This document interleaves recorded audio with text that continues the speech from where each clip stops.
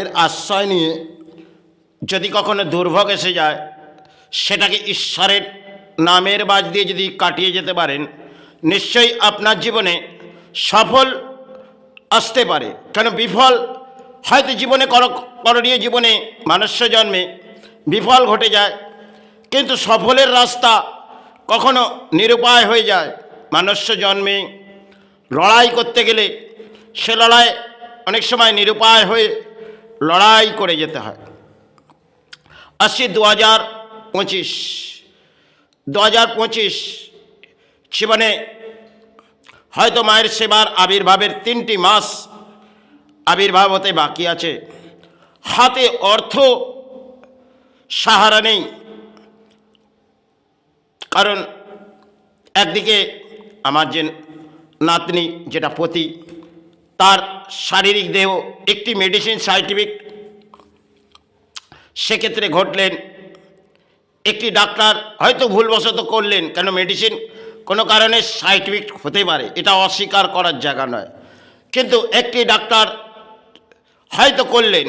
আরেকটি ডাক্তারের কাছে যখন গেলাম, তিনি 1 মিনিট কলটা দিয়ে দেখলেন, আর যা তার মূল্যবৃদ্ধি ফি সেটিতে অবদান নিলেন। পরক্ষণে তিনি একটা নার্সিংহোমে পাঠিয়ে দিলেন। বড় অসহায় হয়ে দেখছি যে লড়াইটা কীভাবে সফলে আসতে হবে। নার্সিংহোম তিনি 1 মিনিট কলটি দেখলেন, দেখে দ্বিতীয় জায়গায় ট্রান্সপোর্ট করছে 1200 টাকা। সেকেন্ডের মধ্যে তিনি যেন গ্রহণ করে নিলেন।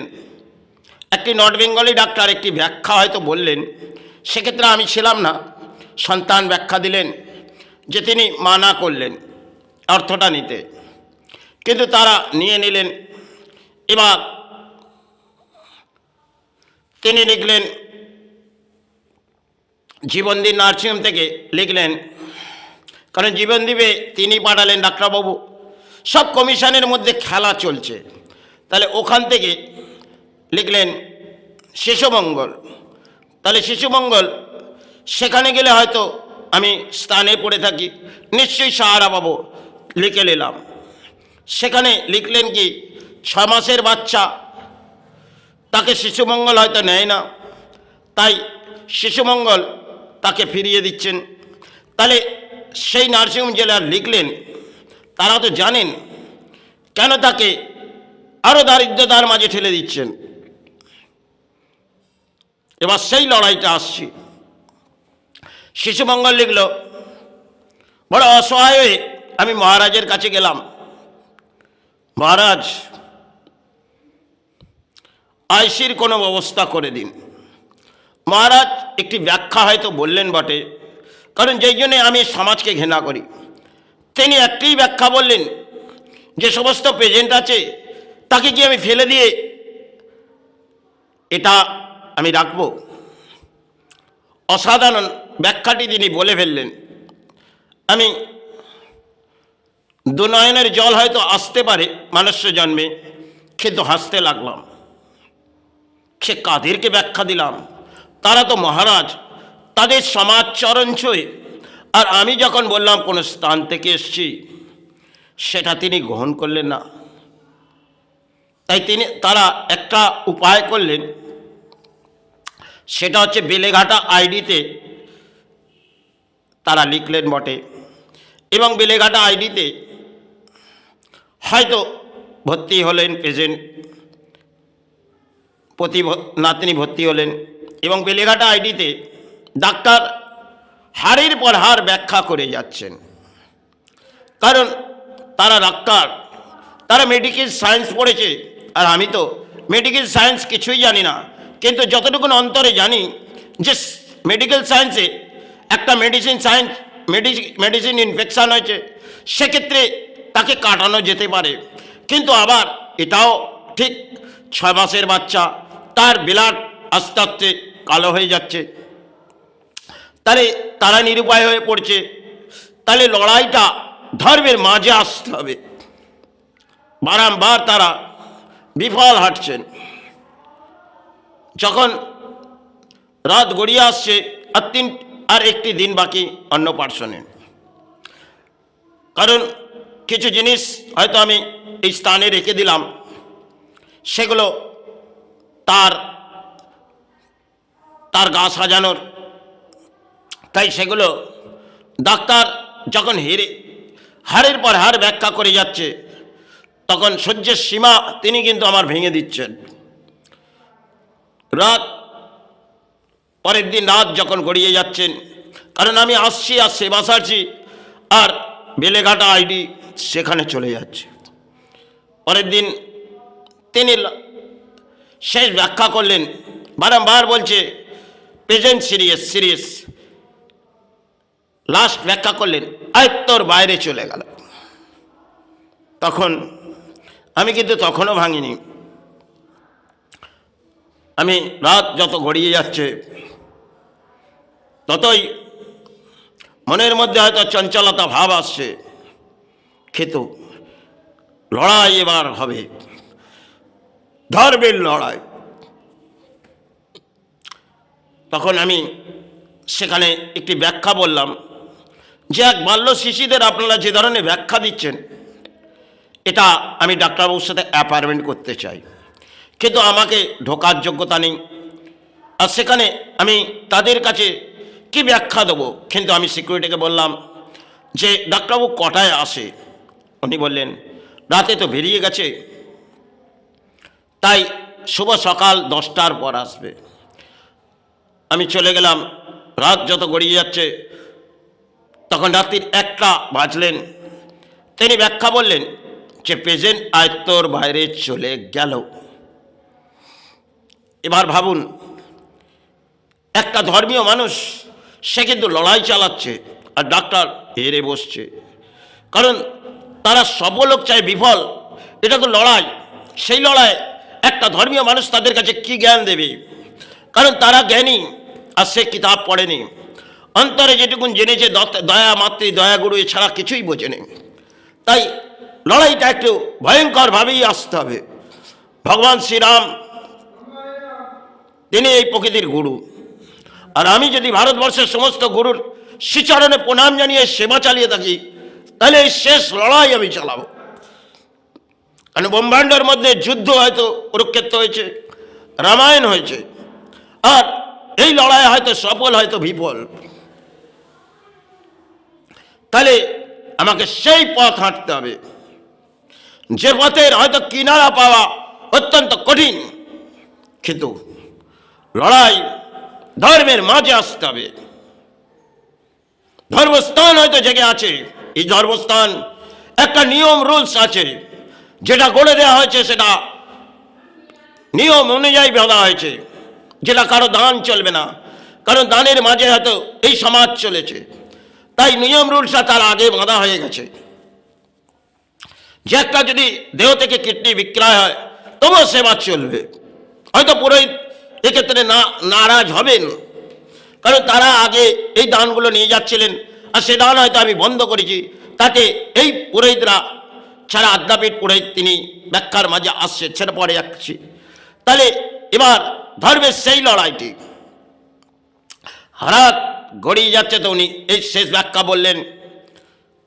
রাত্রির 1টা তখন বাঁচলেন।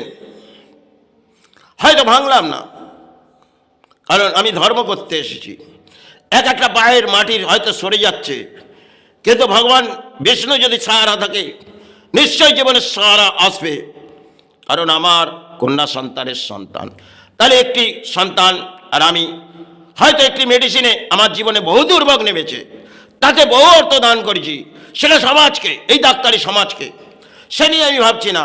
কিন্তু এই মেডিসিন সার্টিফিকেটকে কীভাবে নিরুপায় হয়ে লড়াই করতে হবে। কারণ ওরা যখন ভেঙে পড়ছে, তাহলে সকলের পথ ওনাদের দেখাতে হবে। তাহলে একটা মূর্খ মানুষ তাদেরকে কোন রাস্তার মাঝে লড়াই চালাবে? যে কিতাব পড়েনি আর মেডিকেল সায়েন্সের জ্ঞান কিভাবে দেবে? তার রাত যখন গড়িয়ে এলো, হয়তো আমি সারাটা রাত একটি বিড়ি দেহের মধ্যে প্রবেশ করছি, আর এক পাগল হয়ে ঘুরছি। কারণ আমি নেশায় পরিণত থাকি, এটা জানবেন। যখন একটি বিড়ি আমি একটা খাচ্ছি আর একটা ফেলছি, কারণ লোক পাগলের মতন দেখছে যে এক পাগল এখানে ঘুরছে, যে জায়গার মাঝে বেলেঘাটা আইডিতে পথে ঘুরছি। কারণ সন্তান, কন্যা সন্তান তিনি ভেঙে পড়েছে, আর কন্যা সন্তানের আমার যে জামাই তিনি ভেঙে পড়েছে। তাহলে সেই জায়গায় আমায় থাকা যায় না, আমায় পথে ঘুরতে হবে। আর লড়াইটা সেই জায়গা থেকে ধর্মস্থানের মাঝে আসতে হবে। এক একটা গুরুকে আমি শ্রদ্ধার মাঝে যখন সেবা চালিয়েছি, তাহলে তাদের চরণ ধরে সে লড়াই জীবনের থাকবে। তাতে সবল চাই বিফল, হয়তো সবল মা করিয়েছে, কারণ এটা অহংকার দেখালে চলবে না। ধর্মের মাঝে এসেছি ধর্মের লড়াই করতে, কিন্তু তাতে দারিদ্রতা দুঃখ সবই ত্যাগের মাঝে গেছি। কিন্তু ভোগের আশ্রয় হয়তো প্রাণী বেঁচে থাকার জন্যে, আর এই সমাজকে বহু দান দিয়েছি, কিন্তু দানের ঘোড়া এরাই নিয়েছে। আর সে লড়াই ধর্মের মাঝে লড়াই হবে, কারণ কুরুক্ষেত্র লড়াই এই ভূমিতেই হয়েছে, আর রামায়ণ এই ভূমিতেই হয়েছে। তাহলে ভগবান শ্রী বিষ্ণু তিনিও নিশ্চয়ই সাহারা দেখাবে। তাহলে সে লড়াই করতে গেলে স্থানের মাঝে যেতে হবে। কালীঘাট স্থান ভোর 6টা বাজলেন। আমি মায়ের স্থানে বহু বছর হয়তো প্রদর্শন করিনি, 5 বছর 6 বছর প্রদর্শন করলাম। পুরোহিতকে ফোন করলাম, আমি 6টার পরে আমি পৌঁছে যাচ্ছি। 6টার পরে পৌঁছালাম এবং অপূর্ব যেন মায়ের একটি নীলা দেখলাম, সেটা চোখের জল গড়িয়ে এলো মায়ের স্থানে, যে মা এ বিফল যদি হয়ে যায় তাহলে আমার মনে হয় বেঁচে থাকা পরম দুর্ভাগ্য হয়ে যাবে, আর লড়াই করাটা পরম দুর্ভাগ্য হয়ে যাবে। মা এক একটি রোম হয়তো খাড়া হলেন। কালীঘাট স্থানে আমি ভেতরে প্রবেশ করিনি, ওই বাইরের পর থেকে মাকে দর্শন করে ওইটুকুনি আমি দর্শন করলাম। বাইরে পুরোহিতকে কিছু ব্যাখ্যা দিলাম, তারা তো গ্রহণ করবেন না, তাই সে ব্যাখ্যা করে আমি ফিরে পড়লাম। সকাল বেলা যখন 10টা বাজতে লাগলো, ওনারা সেটাকে আয়ত্তর বাইরে বললেন, আউট অফ ডেন্ডাপ। ইনি বললেন আউট অফ ডেন্ডাপ মানে আয়ত্তর বাইরে, প্রথম থেকে বলে যাচ্ছিলেন, সেটা লাস্ট ব্যাখ্যা বললেন আয়ত্তর বাইরে। সকাল 10টার পর যখন আমি কালীঘাট স্থান প্রবেশ করে বেলেঘাটা আইডিতে আছি, তিনি লড়াইটা দেখছি যে কীভাবে ওনারা হার ব্যাখ্যা করছে। সকাল 10টা এবং 9:30টার সময় তিনি ডাক্তার বললেন যে আউট অফ ডেন্ডাপ। অত্যন্ত শুনে আমার ভাবলাম যে আমার কাজ সফলের দিকে এগিয়ে যাচ্ছে, কারণ আমি যখন ধর্মের আশ্রয় নিয়েছি তাহলে ধর্ম সেটা শ্রেষ্ঠ ভাববেন। কিন্তু লড়াইটা অতি পারিশ্রমিক করে হয়তো ধর্মস্থান সামনে রেখেছি, সামাজিক কোনো দান আজও পর্যন্ত গ্রহণ করিনি। তাই লড়াইটা আমাকে ভারতবর্ষের মাঝে লড়াই একটা ইতিহাস বানাতে হবে। আজ যে করে যাচ্ছে সেটা হয়তো আপনারা গ্রহণ নাও করতে পারেন, কিন্তু ধর্ম আশ্রয় নিশ্চয়ই নেবেন। আজকে সমাজের মানুষ ধর্মের আশ্রয় কিন্তু ছেড়ে দিয়েছে, কারণ যখন ধর্ম ডাকে, যখন কিছু জীবনে ঘটে যায়। কিন্তু যদি একটু ধর্মের আশ্রয় নিয়ে ডাকেন, নিশ্চয়ই আপনার জীবনে কোনো দুর্ভোগ এবং কোনো গুরুদশা নিশ্চয়ই সাহারা আসবে, এটুকুন ভাববেন। আমি তো জ্ঞানী নয়, আমি মূর্খ মানুষ, এত জ্ঞান দেওয়া আমার পক্ষে যায় না, কিন্তু ধর্মই শ্রেষ্ঠ। আর ধর্ম থেকে যদি জীবনে কিছু ত্যাগের মাঝে চলে যায়, ছাড়বেন, দেবেন।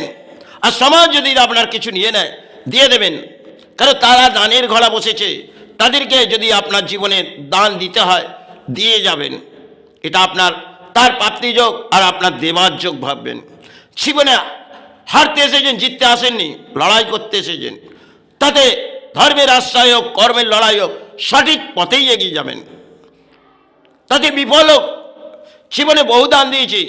একটা মানুষকে এমনই বিশ্বাস করলাম, যাকে আত্মবিশ্বাস, সন্তানের ডেলিভারির আগে 2,40,000 টাকা হয়তো সন্তানকে কিছু অর্থ দেবে ভাবলাম, কিন্তু ঘরে যখন ফিরে পড়লাম তখন হাতে কিছুই নেই, কারণ 2,40,000 টাকার মতন তিনি বিলিং করলেন, আত্মসাৎ করে দিলেন।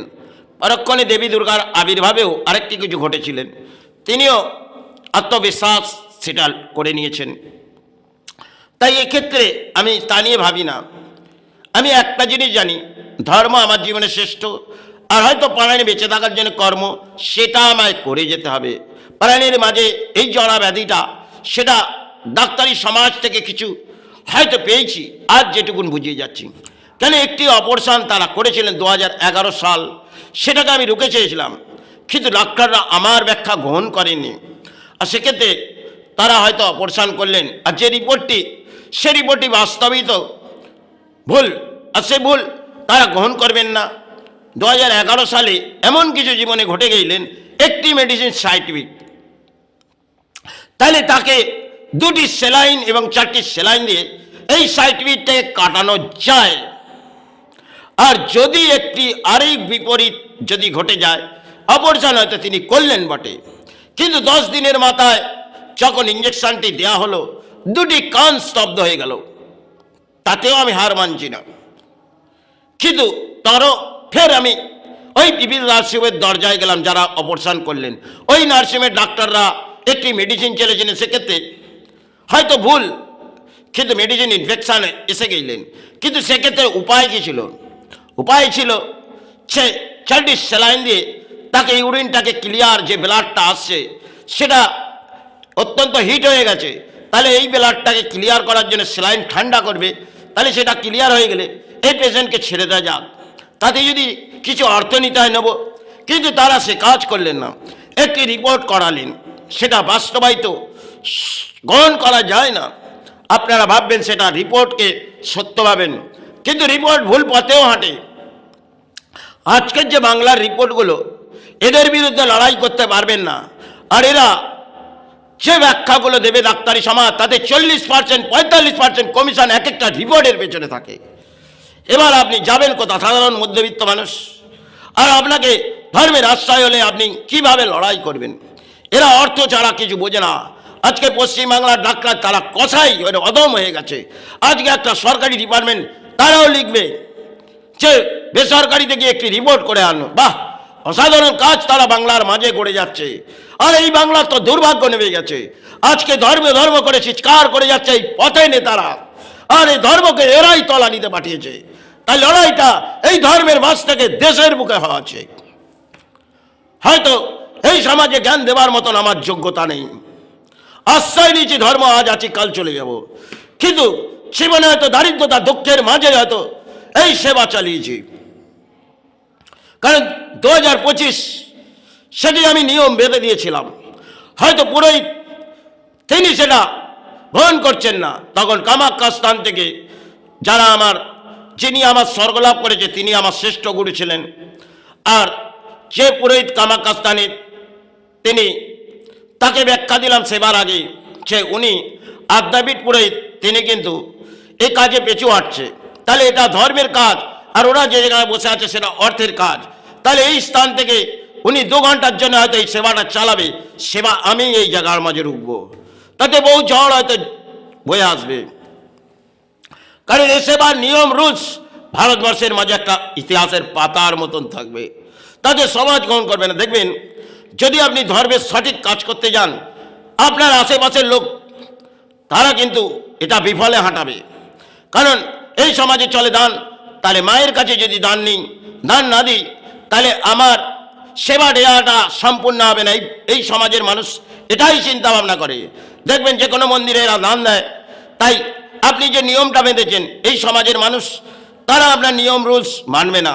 কারণ সে নিয়ম না মানলে আপনি যে কোনো স্থানে তাকে পাঠিয়ে দিন, এই নিয়ম স্থানে যা আছে সেটা বেঁচে থাকা কালে যতক্ষণ থাকবে, আর চলে যাওয়ার পর যদি এই স্থান চলতে থাকে, তাহলে এই নিয়মের মাঝেই আসতে হবে। কারণ এটা দান দেওয়া হয়েছে সরকারকে, ভারত সরকারকে, সে যেই থাকুক না কেন। কিন্তু ধর্মের লড়াইটা এই জায়গার মাঝে হয়তো দেশের মাঝ থেকে এটা কামনা করছি। আজকে এই ব্যাখ্যাটা আমি রাজ্যের মাঝে তুলছি, কারণ জীবনে আপনারা ধর্ম করছেন, ধর্মের আশ্রয় নিন।